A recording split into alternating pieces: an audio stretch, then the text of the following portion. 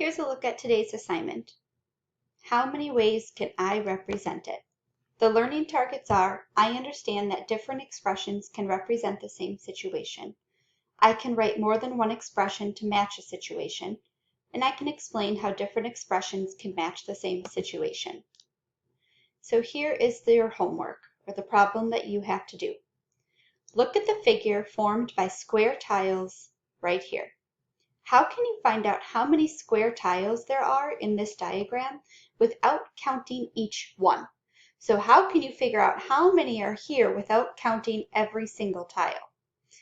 A, write and simplify an expression, which is a number sentence, involving addition to count the number of small squares.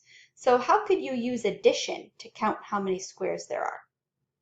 And B, write and simplify an expression involving subtraction to count the number of small squares. So how can you write a number sentence with subtraction to figure out how many squares there are?